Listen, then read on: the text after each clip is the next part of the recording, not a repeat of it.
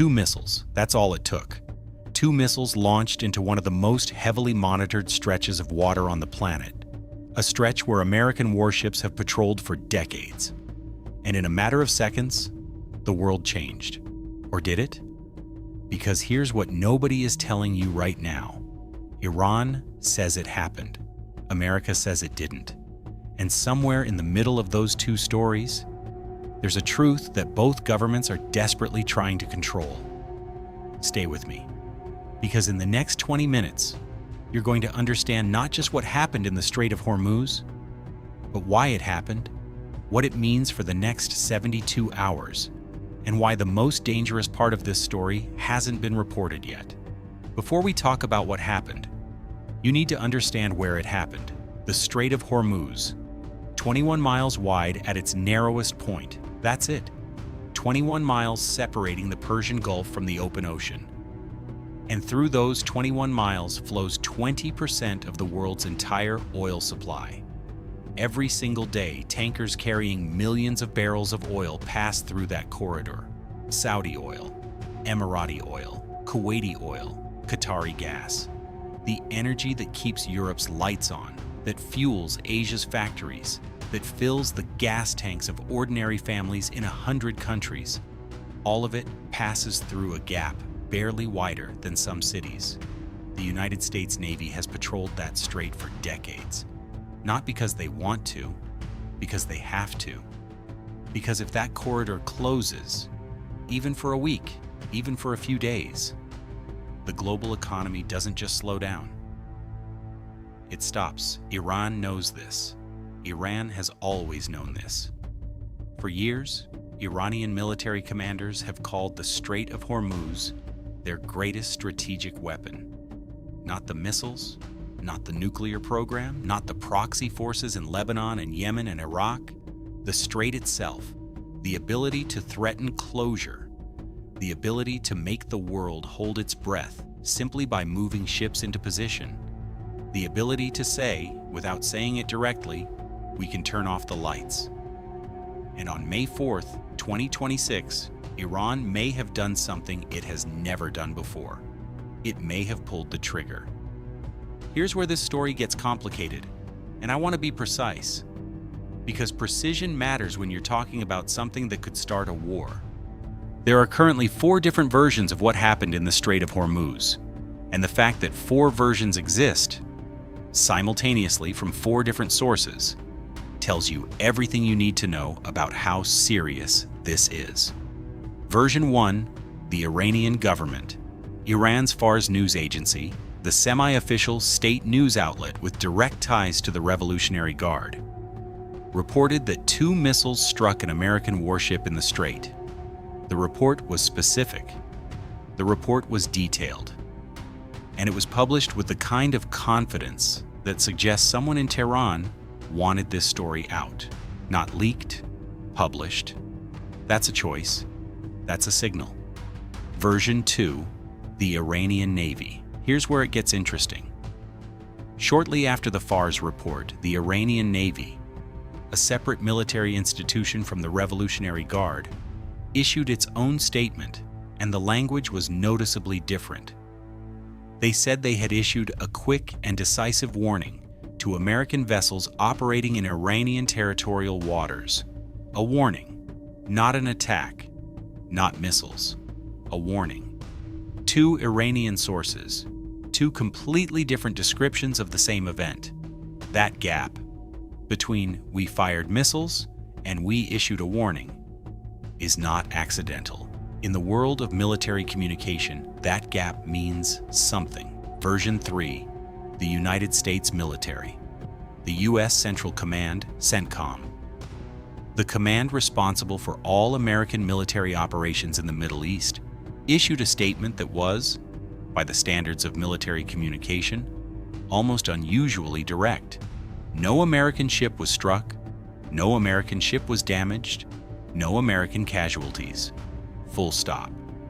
Now, CENTCOM doesn't comment on every report. They don't respond to every piece of Iranian state media. The fact that they responded to this quickly, directly, categorically, suggests one of two things.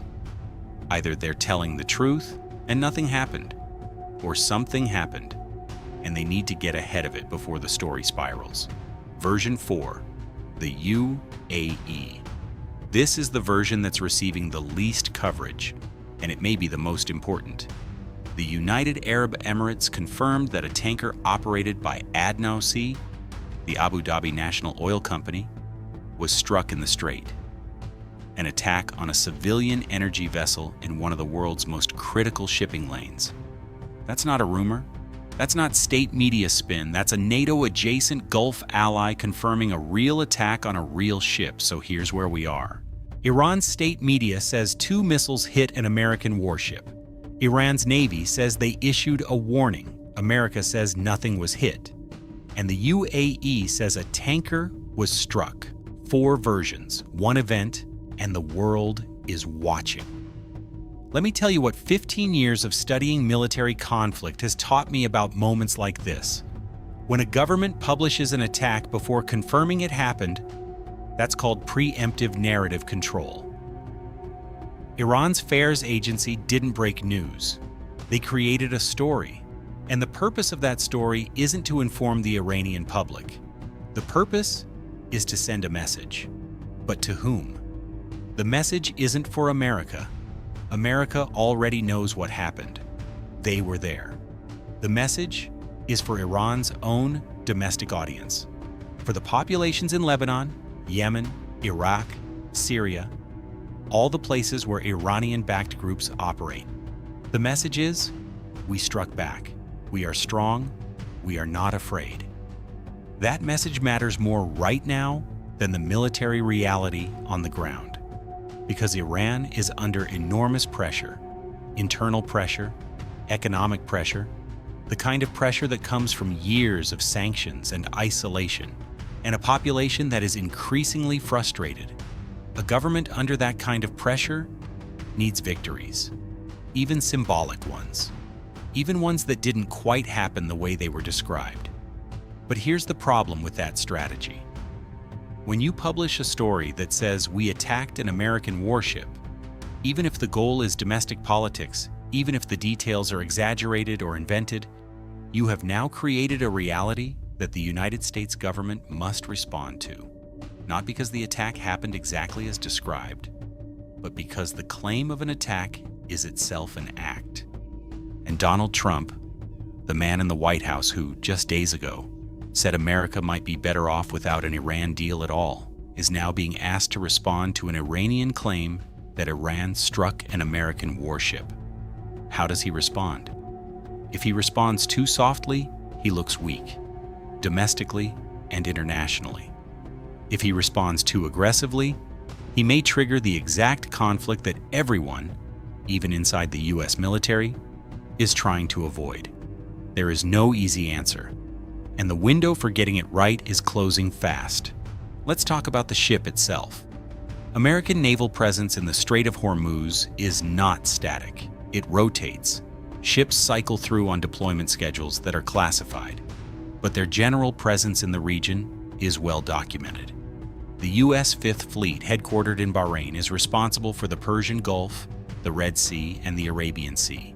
They maintain a continuous presence designed to do exactly what the name implies: protect freedom of navigation through these waters. Iranian state media describe the vessel as a frigate. American frigates in the region are among the most sophisticated warships on Earth, equipped with missile defense systems, electronic warfare capabilities, and crews trained specifically for operations in contested maritime environments. The idea that 2 missiles could strike an American frigate in broad daylight in one of the most electronically monitored bodies of water on Earth, with American aircraft overhead, and that the U.S. would simply deny it without explanation? To serious military analysts, that scenario has problems. American warships in the Gulf operate under what's called defensive action authority, meaning the moment a missile is launched in their direction, they are authorized to respond immediately, without waiting for orders from Washington. If missiles were launched, the ship would have responded. There would be wreckage. there would be aftermath, there would be evidence. And that evidence, or the absence of it, is exactly what intelligence agencies on 4 continents are scrambling to verify right now. But here's the piece that nobody has reported yet. The ADNOC tanker that the UAE confirmed was struck. That vessel was operating in the same corridor, at approximately the same time, in the same window of the reported Iranian missile launch. Is it possible that Iran fired, but missed, or deliberately targeted a civilian vessel and not the American warship? Is it possible that the American frigate in the Iranian report was, in fact, the ADNOC tanker, described differently for domestic consumption? Or, and this is the version that should concern everyone most, is it possible that both things happened? That Iran struck the tanker and engaged the American vessel, and that the full picture hasn't been released by either side? We don't know yet, but we're about to find out. Whether or not missiles struck an American ship, the claim alone has already changed the board. Markets moved. Oil prices jumped in after-hours trading the moment the reports broke. That's not speculation. That's the global economy pricing in risk in real time. Traders don't wait for confirmation. They react to possibility, and the possibility of an incident in the Strait of Hormuz is enough to move energy markets worldwide. Now consider the timing. This incident, confirmed or not, comes days after Trump made 3 aggressive foreign policy moves in a single 24-hour window, pulling troops from Germany, signaling the end of Iran deal negotiations, and threatening Cuba. Moves that, as we discussed in our last video, weren't 3 separate decisions. They were one strategic message. America is done playing defense. And if Iran read that message, if Tehran understood that Washington was shifting from negotiation to confrontation, then the Hormuz incident could be exactly what it looks like: Iran's response. Not a full war, not yet, a test. A carefully calibrated action designed to answer one question: how far can we go before America actually responds with force? Russia is watching. China is watching. Every country that has spent the last several years recalibrating its relationship with American power is watching this strait right now and asking the same question. If Iran can strike, or credibly claim to strike, an American warship and face no immediate consequences, what does that tell us about American resolve? The answer to that question will shape the next decade of global security. Not the next month, not the next year, the next decade. Here's what to watch for in the next 72 hours. Watch the carriers. The United States has carrier strike groups positioned in the region. A carrier strike group is not just an aircraft carrier. It's a floating military city with destroyers, submarines, supply ships, and dozens of aircraft. If one of those groups moves toward the strait, not patrols, not exercises, but moves with purpose, that's a signal. Watch Tehran. Iran's government has 2 audiences right now: the world and its own population. The statements it makes in the next 72 hours will tell you which audience it's speaking to. If the language becomes more aggressive, more specific, more detailed, that's domestic politics. If it goes quiet, that means decision makers are talking. Quiet is more dangerous than noise. Watch the oil price. I know that sounds like financial analysis, not military analysis, but energy prices are the world's real-time threat assessment. If oil crosses a key threshold and stays there, not spikes and recovers, but stays elevated, it means the markets believe this is not a one-day story. It means the probability of prolonged disruption is being priced in. That number matters more than any official statement. Watch what Trump doesn't say. Presidential silence in moments like this is never accidental. If the next 24 hours pass without a major statement from the White House, no press conference, no Truth Social post, no public address, that silence means something is happening in private. And what happens in private right now will determine what happens in public next week. Here's the truth about the Strait of Hormuz in May 2026. We don't know exactly what happened. Not yet. And anyone telling you with absolute certainty, on either side, is either lying or guessing. What we do know is this: a claim was made. A ship was attacked, either American or civilian. The world's most important waterway is now the center of a story that could go in a dozen different directions. And most of them are dangerous. We know that the United States was already moving toward confrontation, not just with Iran, but with every country that has been testing the limits of American power. And we know that moments like this, confusing, contested, charged, are exactly the moments that history turns on. Not the moments that are clean and clear and well documented, the messy ones. The ones where nobody knew what was true until it was too late.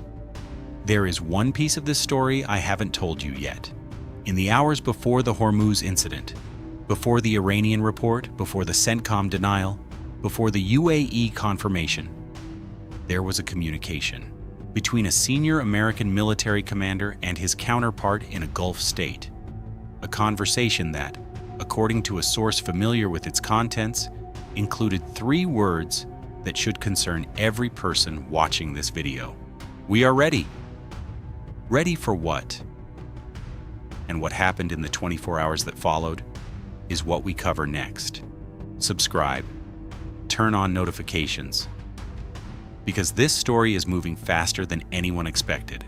And drop one word in the comments: war or diplomacy. Which way do you think this goes? I read every single one.